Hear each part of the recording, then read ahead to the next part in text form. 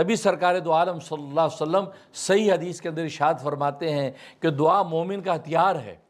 اے لوگو، کیا میں تمہیں ایک ایسا عمل نہ بتاؤں کہ جس کے ذریعے سے تم دشمنوں سے اپنا بچاؤ کرو، دشمنوں سے اپنی حفاظت کرو، اور بھرپور رزق وہ تمہیں عمل دلا دے۔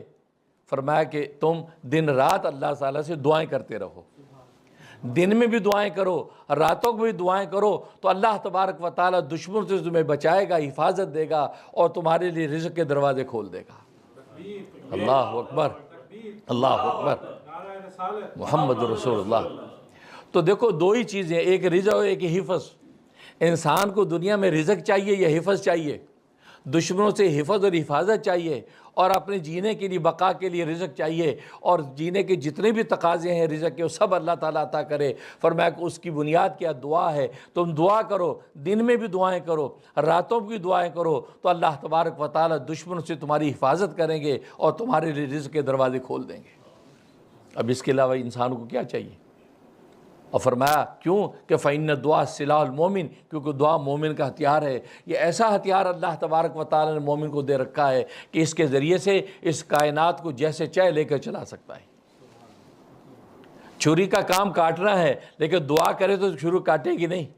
پانی کا کام ڈبونا ہے، دعا کرے تو پانی ڈبوئے گا نہیں۔ آگ کا کام جلانا ہے، دعا کرے تو آگ جلائے گی نہیں۔ مٹی کا کام دبوچنا ہے، دعا کرے تو وہ دبوچے گی نہیں۔ تو گویا کہ جو عناصر کے اثرات طبی تھے، وہ طبی اثرات کو روک دینا اور اس کو فنا کر دینا کس کے ذریعے سے ہوگا؟ فرمایا اس ہتھیار کے ذریعے سے ہوگا جو مومن کو اللہ تبارک و تعالیٰ نے دے رکھا ہے، اور وہ ہتھیار کیا ہے؟ وہ دعا ہے۔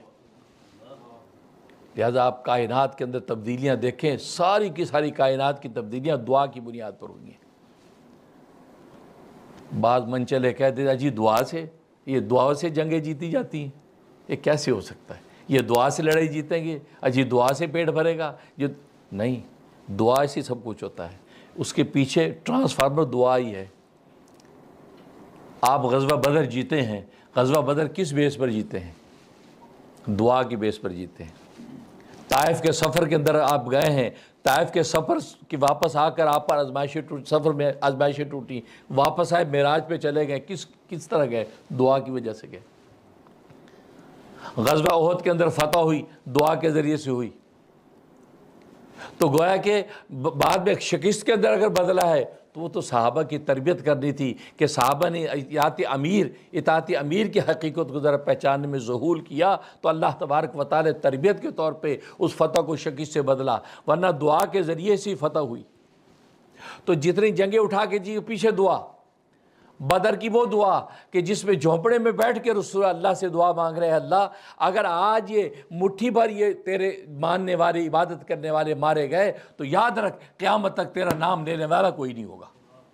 میں دعا کرتا ہوں اے اللہ ان کو فتح دے دے، 313 یہ تیرے مجاہد ہیں، ان کو تو فتح دے دے۔ آج اگر تو نے ان کو فتح نہ دی تو پھر قیامت تک تیری عبادت کرنے والا کوئی نہیں۔ ناز کا عالم دیکھو، ناز میں آ کے رسول اللہ نے کہہ دیا میں دعا کر رہا ہوں، میں دعا کر رہا ہوں۔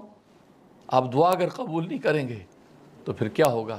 یہ مٹھی بھر مارے جائیں گے، پھر قیامت تک نام لے والا کوئی۔ یہ ناز ہے نا، اللہ نے تو اپنا دین قائم رکھنا، عبادت قائم رکھی ہے، لیکن نبی کا ناز دیکھو تو دعا اتنی بڑی طاقت ہے۔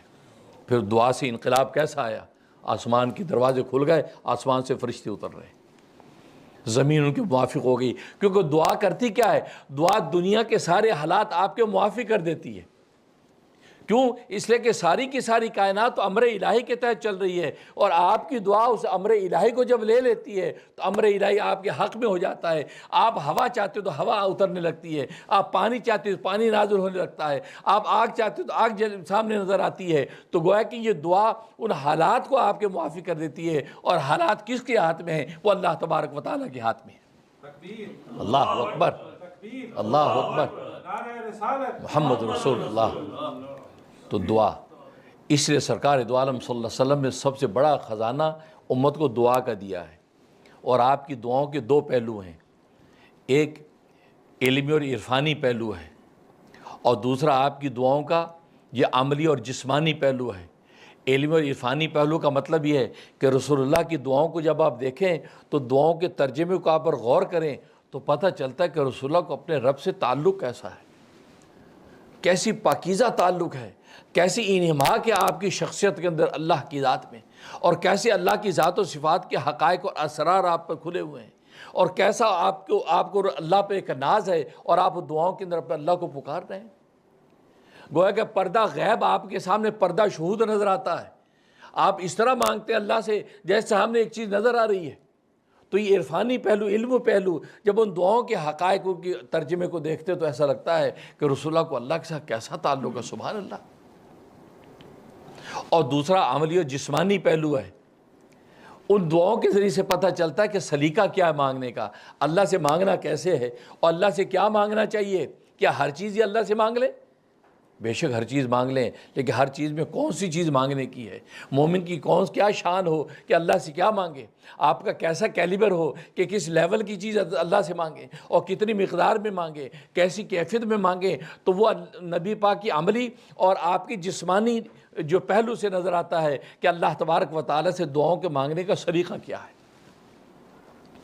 تو دعاؤں کے دو طرح کے، ایک عرفانی اور دوسرا جو ہے وہ آپ کے جو ہے وہ جسمانی پہلو، ان کے ذریعے سے دعاؤں کے حقائق کھلتے ہیں، پتہ چلتا ہے کہ رسول اللہ صلی اللہ علیہ وسلم کی اللہ تعالیٰ سے وابستگی کا عالم کیا ہے۔ اس لیے آپ نے امت کو بھی دعائیں تلقین کی ہیں، اور خود آپ نے اللہ سے بھی دعائیں کی ہیں، اس لیے کہ آپ کی دعاؤں کے دو طرح کے ذخیرے ہیں۔ ایک وہ دعائیں جو آپ نے اللہ سے مانگی ہیں، اللہ سے مناجاتیں کی ہیں، اللہ کی جو ہے شان اور مرتبت کو بیان کیا ہے، اللہ کی کبریاء ذات کا اقرار کیا ہے، اعتراف کیا ہے۔ تو گویا کہ ایک یہ آپ کا پہلو ہے کہ آپ نے جو اللہ سے دعائیں مانگی، اور دوسری وہ دعائیں کہ جو اللہ تبارک و تعالیٰ سے مانگنے کا سلیقہ امت کو سکھلایا، اور امت کو تلقین کیا کہ تم اپنے اللہ سے یہ مانگا کرو، اللہ سے یہ مانگو۔ تو ایک وہ پہلو جو آپ نے خود اللہ سے مانگی، اور ایک وہ دوسرے کے امت کو تلقین کیا کہ تم اللہ سے یہ دعائیں مانگا کرو۔